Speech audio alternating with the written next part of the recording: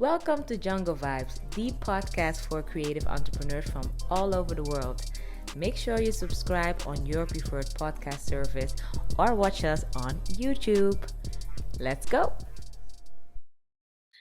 Okay, so welcome to Jungo Vibes. This is the podcast for creative entrepreneurs, and I have Valerie Tompkins here with me. She's from the US, from the East Coast. You can tell she will tell a little bit about herself. She's an author and wrote an amazing book called Girls Like Me, which is really about representation and showing how young Black girls can be represented in different types of occupations, and it's so amazing. I'm also an author of a science fiction book, Afro science fiction books. I really wanted to talk to her to know how she came up with the idea, and also for all of you listening to be inspired and see how you can maybe enter this world of books and self-publishing, etc. So Valerie, thank you so much for being here. Welcome. Thank you. So I'm Valerie Tompkins. I currently live in Atlanta, Georgia, in the United States. So I started writing my book, Girls Like Me, in 2020. When we were sort of in the midst of the pandemic, a lot of us were stuck at home. And I've always loved to read since I was a little girl. I always carried around books with me. But looking back, I realized those books didn't have little girls that looked like me. They weren't about Black girls. They weren't stories about people like me or people that I really resonated with. So as an adult, I wanted to not only create a fun story, but add the representation piece so that on the cover, a Black girl can see she has brown skin and an afro just like me. So inside my book, we explore different careers. She's like a lawyer, a pilot, an astronaut, to inspire girls to pursue careers that we aren't typically pushed towards. I know I don't know any pilots personally or any astronauts. And I love when little girls can read my book and say, I want to be that. That's possible for me. So that's really my vision, to inspire and to add representation to children's literature to make reading fun. That's amazing. That's so amazing that you say the astronaut part, because I haven't read your book yet. I really want to get it. It's on Amazon. I saw it. And I saw it was about different occupations, but the astronaut part, like I, as a little girl, I had three wishes. I wanted to be a princess, I wanted to be a singer, and I wanted to be an astronaut. Those three things, because I loved everything about just the stars and the planets and just knowing the world around us. And I think that also gave me my ambition to do go to university and stuff and study. But that was really the astronaut part. And I was looking at, mostly males, white males who were astronauts, and never, you never see that. And that's so nice that you have that representation in your book. So that is really what inspired you to write it, to have people acknowledge and see that. So but why a children's book for you? Like, is this your first book, or did you also write other books? Yes, so this is my first children's book. The only other thing I've written professionally, I do like writing for resumes and professional wise. So when you're applying for a job, you need a resume or a cover letter, that sort of professional writing. But I never taken on a larger project. So of course I started with a children's book. It's a little less intimidating than a full 300-page chapter book. Those can take a lot longer to write. So I wanted to start with something a little more simple. And I know I want to continue publishing children's books, mostly around the career development theme, like about financial literacy, where they can really learn something from it. But I also want to do fun books like about Black girls traveling and really have fun with it. So I believe I will stick with those shorter books because it's so fun to me. I don't have an incredibly long attention span. Maybe one day I'll have a longer story to write about when people do their memoirs and tell their story.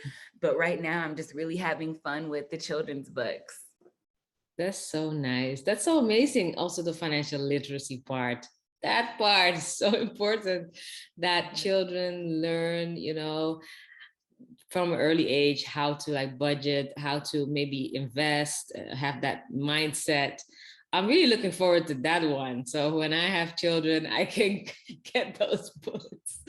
Really looking Awesome. forward. Yeah, that's so nice. And so your background, as you said, is in, you know, you're writing professionally, resumes and stuff. And actually, your children's books are an extension of that in a way, because Yes, yes, that's so definitely. I would fun. like to say that writing previously prepared me to be a children's book. So when people say, "Oh, have you written before?" I can't say no because I have written just in a different capacity.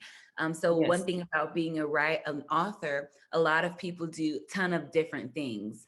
There's authors that are teachers, and like I work full time as well, and people that are they're writing screenplays and turning it into animations. There's just Mm. so many different parts of this that I didn't even know about a couple months ago, but I'm Mhm. meeting people that are turning books into movies and writing scripts. There's just really so much you can do um, when you're creative and you work for Yes. yourself.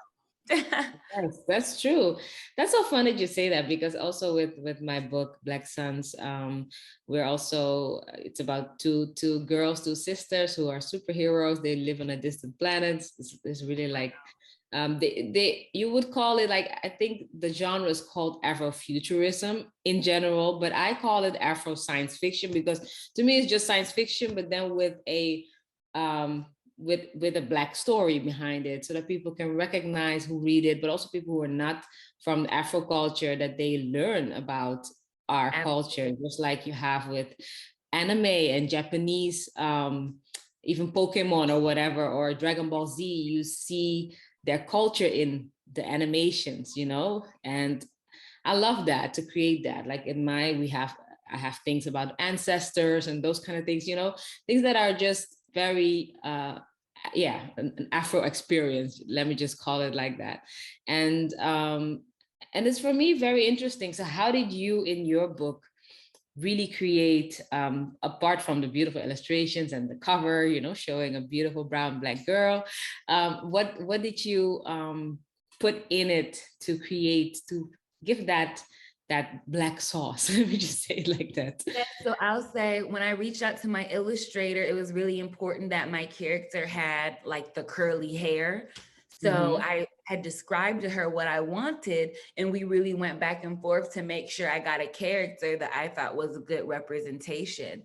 So that the hair was one thing, and sort of just like the mantras inside. I have a few just little inspirational, in addition to the careers, I have a little bit of inspirational pieces where it just says, "May you never stop dreaming, the limit does not exist."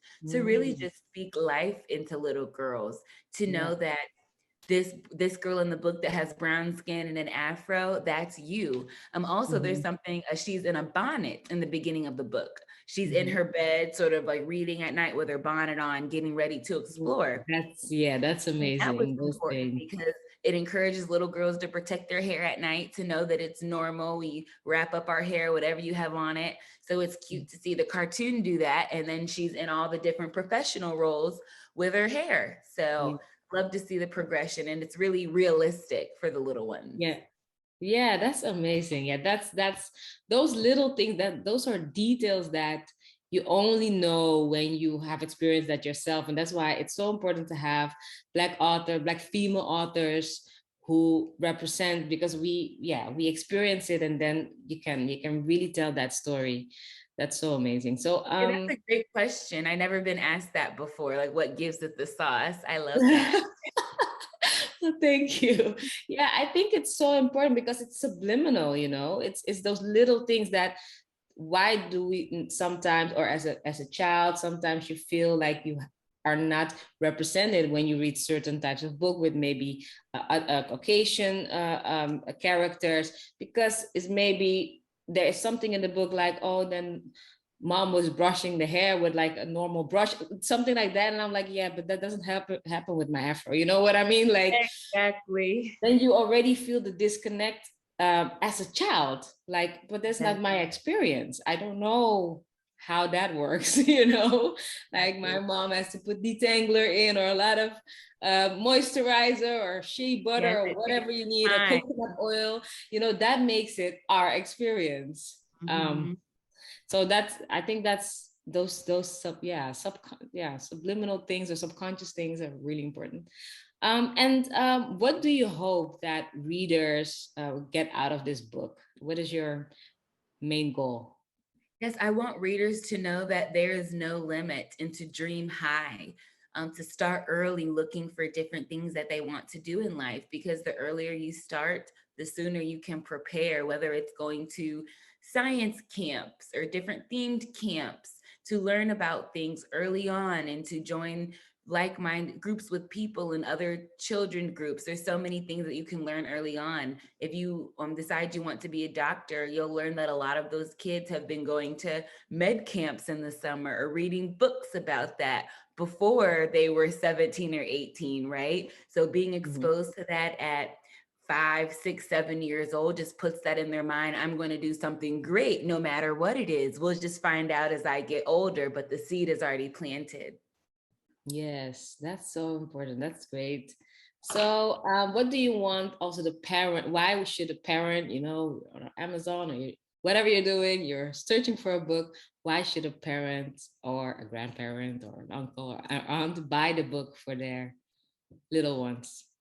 Yes, because it's such a great story for little ones to grow into. Even if your 3 year old isn't reading yet, she's looking at the pictures and she'll recognize that's a doctor, that Mhm. is an astronaut, that's an airplane, and it will really grow with her. And sometimes, even when the kids aren't fully making sentences and things, kids have said, I want to be a doctor, or they point at their favorite illustration. And it's really a learning experience while still being fun, because I want to make reading fun for kids so that it's not a chore, because reading opens up the door to so many more things in life. So I another reason I started writing is because I know that reading allowed me to be pretty decent at writing and helped me through school, and it was a really good tool for me. So I like to let parents know just having books in your house for your kid to read is just a self-learning tool. So, and my book is a fun one for the job. Yes, good. That's so good. So where can they find the book? Because I already gave some tips, of course. Yes, the book is sold on Amazon, paperback and hard copy on Amazon, but I do signed copies at my website, authorvalerieTompkins.com. But I know Amazon is like great with international shipping and all that, so that's probably the quickest option. Yes, because the people listening, you know, they can be listening from all over. So at least they can just do the worldwide shipping of Amazon. That's great. And Yeah, absolutely. another question I almost forgot to ask, because this is my children's book is actually my third book that I wrote. I wrote two like business books. I Yeah. did write them in Dutch because I'm from the Netherlands, from Amsterdam, and but now at this moment I'm in Ghana, by the way, so I'm in West Africa. I'm kind of a Okay. traveler, but this book, Black Suns, I wrote bilingual, so I wrote every chapter into languages, which was, I wanted to innovate in the book world, but it was also pretty challenging to do that. So it's basically a bilingual book. But is there also something that you're thinking about of doing, of creating maybe your book in Spanish or in Portuguese? Because I even want to do it in more languages because I have now Dutch, English, but it's combined in one book. But yeah, are you thinking about that, expanding it into Absolutely. other I, languages? I am actually, I've already reached out to a translator to get Girls Like Me translated into Spanish. I've Nice. noticed I saw another children's book author do that. So I thought, hey, this is cool. Let me make it more accessible to even more people. So that's a great Yes. idea. And yeah, I'll need to make sure I plan to do that with future books as well. Why limit it? Yeah. Well, if you have that contact, please let me know about I it sure because I'm will. also looking for someone to do the Spanish version. Yes, I sure will. See, Yes. aren't you happy we had this connection? This is why we have to talk to each other. And yes, True. happy to help. Yes, so that's so great. And how was that process for you to, because you self-published it, right? Because I Yes. did this children's book. The two other books I didn't. That was from a Dutch publisher, but this was my first self-published book. But I really enjoyed the whole, it was a lot figuring out also with Amazon and the whole, like even the outlining of the layout and everything. But how did you experience self-publishing, and would you recommend other listeners who are maybe thinking about writing a book to self-publish or find another way? I recommend self publishing because the other option can be traditional publishing, where you would find an agent, a literary agent, and be represented by a brand. You're not really working for yourself, you're contracted by the company. And a lot of times, you have to pay them upfront before you make any money. And so for self-published authors, once you, as long as you get your illustrations together and your manuscript, and sometimes you don't even have to pay someone for illustrations. If you have a low content book, like a not a children's book, and you just need a cover, you can draw your own cover. Then to publish on Amazon KDP, it's free. And you have total control over your artwork, your cover design, your price.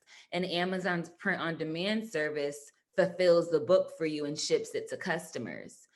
So you are just missing out on the shipping it yourself aspect, and Amazon does take a piece of their royalties, but it's the convenience factor. If you're a brand new author, it's kind of nice that Amazon is handling all of that, especially as I get my footing in. So I do recommend self-publishing, and there are different print options. Like if you want to print your book in bulk to sell them on your website, you can still do that and have your book on Amazon. So yeah, I think sometimes people think you can only do one or the other, or you can start one way. But I know a lot of people that go from being traditionally published where they paid and then they self-publish, and it's like you just have to do your research and you can figure it out. Mhm. So I would say self-publishing is the way to go. Yeah, just do your research, know your budget, find good resources, and make it happen.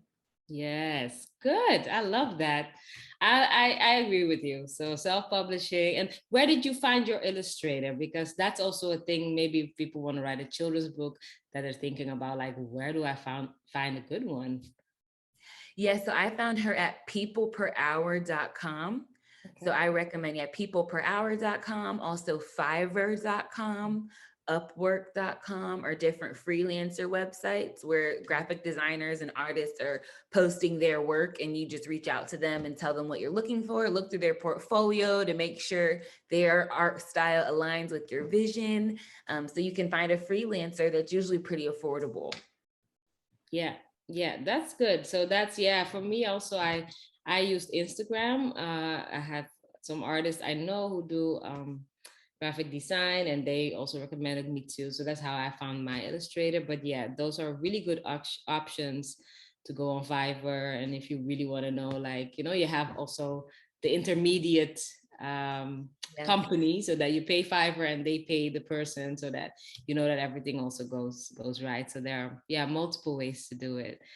That's so great. So again, so where can I find more also about you? That's what I also want to know. Like, where can they Yes. find I am on Instagram at author you? Valerie Tompkins. I am on TikTok at author Valerie Tompkins. I'm also on Facebook, author Valerie Tompkins. So I spend most of my time on Instagram and TikTok trying to make reels and content and connect with people. So yes, I love to connect with people. So always feel free to reach out. Yeah, so author Valerie Tompkins. So for everyone who's listening now, just I will also put it in the description on whichever podcast platform you're listening right now. Could be Spotify, it could be Google, but I will put it in the description so that you guys can look her up and also look up the book Girls Like Me. And really looking forward to more versions like the financial literacy, and maybe Oh even like yeah. I'm now in the blockchain world a lot with NFTs and crypto, those kind of things. Like that's, I mean, the world's going to change so much for the little girls and boys growing up. So thank you so much for this. Is there anything else you want to add, and just maybe a final message that you want to give to people? Yes. So if you have any ideas, if you have any plans or goals, just get started. A year from now, you will wish you had started today. So go ahead and start scared, start now, and best of luck to you.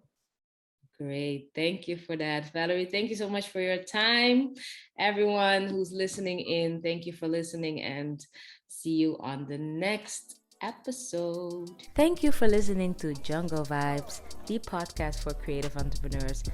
Don't forget to subscribe to your preferred podcast service and watch us on YouTube. See you next episode.